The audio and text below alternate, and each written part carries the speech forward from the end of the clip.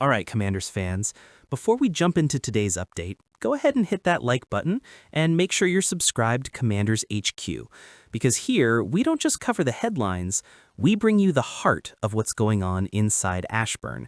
And right now, this team is working every single day to sharpen up, to get better, and to deliver the kind of football this city deserves. Dan Quinn's group is pushing through the grind, finding ways to improve and staying locked in. But as we know, the NFL season always throws curveballs. And this week, Washington's injury situation has been one of them. Let's break it down, because while there's some tough news, there are also signs of hope heading into Monday Night Football. We'll start with the big headline, and unfortunately, it's not the one fans were hoping for. Wide receiver Terry McLaurin still hasn't practiced this week. On the team's estimated injury report, he was listed as DNP, did not practice, for both Thursday and Friday due to a lingering quad injury. And let's be honest, that's not a good sign. McLaurin hasn't played since Week 3 against the Raiders, when he posted his best performance of the season, 3 catches for 74 yards before going down late in the game. Since then, it's been a waiting game, and with each passing day, it's becoming clearer that he's probably not suiting up Monday night against the Chicago Bears. The expectation around the league, according to multiple national reports, is that Terry will return next week against the Dallas Cowboys, a crucial NFC East matchup. The good news? He avoided surgery and an IR stint, meaning this injury is manageable, just tricky. So, yes, it's disappointing. Losing your top receiver always stings. But considering the long-term picture, the Commanders are doing the right thing by letting him heal fully rather than risk a setback. Now, let's shift to some good news. The Commanders' offensive line, which has quietly become one of the strengths of this team, is about to get a major boost. Right guard Sam Cosmi was listed as a full participant for the second straight day. After missing time with a knee issue, Cosmi looks ready to go, and that's huge for Jaden Daniels in this offense. Cosmi has been one of Washington's most consistent linemen when healthy, and his return solidifies an already improving front. Then there's Noah Brown, who's been battling both groin and knee issues. He was listed as limited both days, but he's trending in the right direction and could play Monday night. That's significant because without McLaurin, Washington needs reliable targets to keep the offense balanced. If Brown can go, he'll join Deebo Samuel, who was also on the report but upgraded from DNP to limited, and rookie Luke McCaffrey, who continues to develop into a sneaky, reliable option. For Samuel, the heel injury seems to be more of a maintenance issue than a real concern. He had the same problem last week, missed a few practices, and then went out and delivered his best game of the season against the Chargers. So don't panic, Commanders fans. Deebo's just fine. One area that could be tricky Monday night is the backfield. Chris Rodriguez Jr. missed practice again with a calf issue, meaning he's officially in doubt for Monday. That likely means another heavy workload for Ja'Cory Krosky-Merritt, the rookie who's been an absolute revelation. Krosky-Merritt has impressed not only with his production, but also his patience and vision, something veteran linebacker Bobby Wagner recently praised, calling him a special player who runs mature beyond his years. If Rodriguez can't go, expect the Commanders to elevate either Donovan Edwards or Chase Edmonds from the practice squad to provide depth behind Krosky-Merritt. But make no mistake, this ground game still runs through Ja'Cory, and he's earned every bit of that trust. Now, let's switch sides of the ball, because while injuries have created some headaches on offense, the defense continues to find its next generation of playmakers. And one name that keeps standing out, quietly but consistently, is rookie cornerback Trey Amos. If you haven't heard his name much, that's actually a good thing. It means opposing quarterbacks aren't testing him often, and when they do, they're not finding much success. Amos, the number 61 overall pick in the 2025 NFL Draft, has been everything the Commanders hope for and more. He plays with confidence, composure, and physicality, rare traits for a rookie defensive back. And his breakout performance against the Chargers in Week 5 had defensive coordinator Joe Witt Jr. practically glowing in his praise. He said he doesn't walk around like a rookie. He doesn't play like a rookie. We haven't protected him one bit, and he just takes every assignment and goes with it. When he plays press outside the numbers, they really don't target him. He's a quiet kid, but he's smart. He gets it. That's high praise, and it confirms what Commanders fans have been noticing for weeks. This kid is different. What's even more impressive about Trey Amos is his mindset. He came into the NFL with a chip on his shoulder after sliding in the draft due to a medical concern, a back issue that scared some teams off. But instead of letting that define him, he's turned it into motivation. And now, 5 games into his rookie season, it's clear that Adam Peters might have found another gem. Remember, Washington's secondary has been a rolling door for years. Missed draft picks, inconsistent play. It's been a tough position to stabilize, but with Amos and fellow rookie Mike Sainristil, the Commanders may have finally cracked the code. Both players bring toughness, intelligence, and the kind of swagger this defense needs.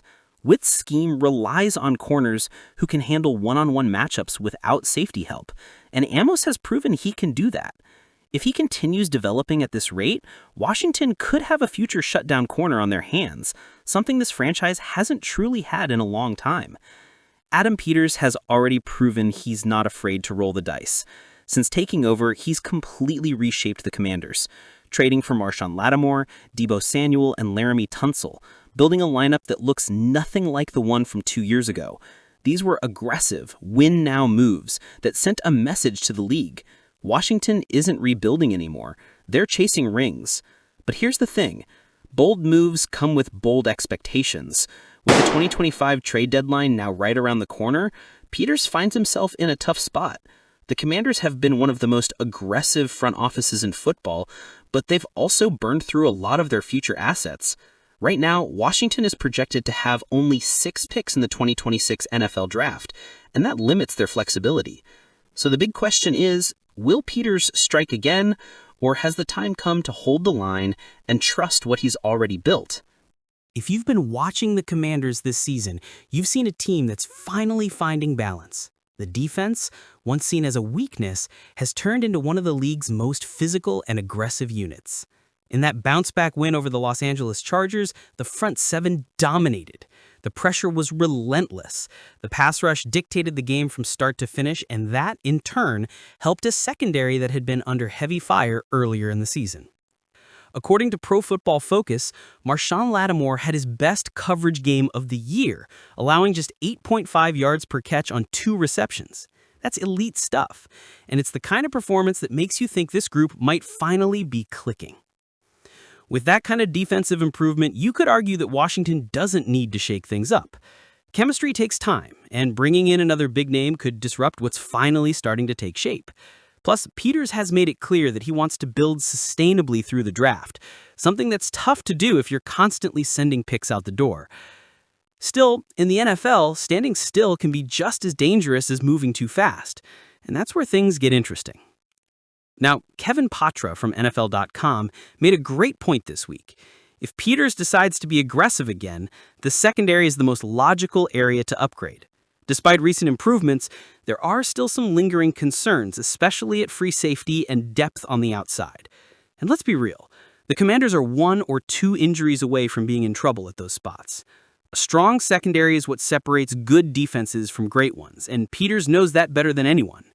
So if the right opportunity presents itself, say a proven veteran corner or a rangy safety who can step in immediately, Peters might not be able to resist.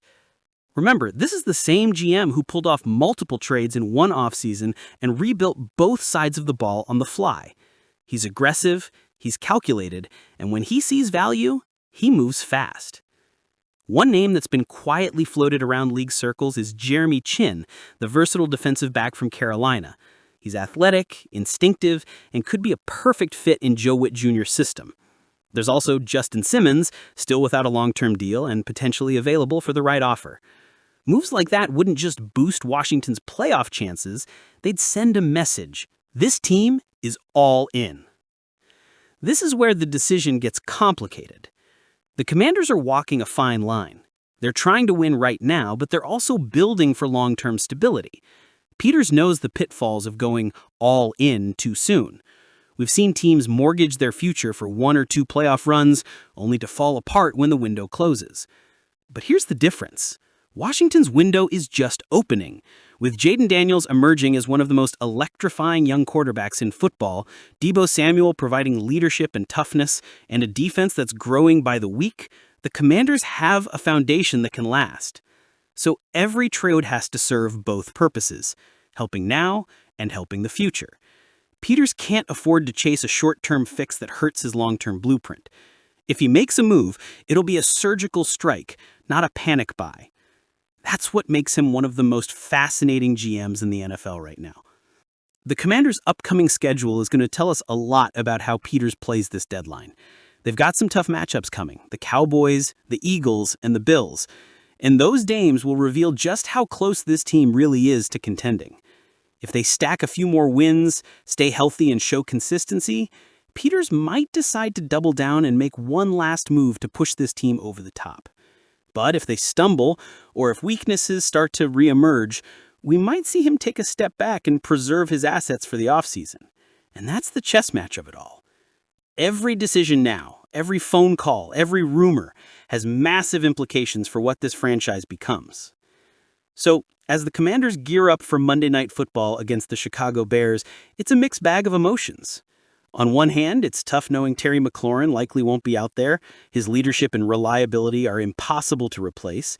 But on the other, this team continues to show resilience. From Cosme's return on the offensive line, to Deebo Samuel's steady recovery, to rookie Trey Amos becoming one of the defense's biggest surprises, there's plenty to be optimistic about in Ashburn. This is the kind of adversity that builds depth, chemistry, and toughness. And if there's one thing we know about Dan Quinn's squad, it's that they don't flinch. Now, I want to hear from you. Commanders fans, do you think Washington should rest McLaurin again and focus on getting him 100% for Dallas? And what do you think of Trey Amos? Is he the real deal or what? Drop your thoughts in the comments below. And if you're enjoying these deep dive updates, make sure to hit that like button, subscribe to Commanders HQ, and turn on notifications so you never miss a moment of Washington football news. Because here on Commanders HQ, we're not just covering the Commanders, we're living it every single day. I'll see you on the next one.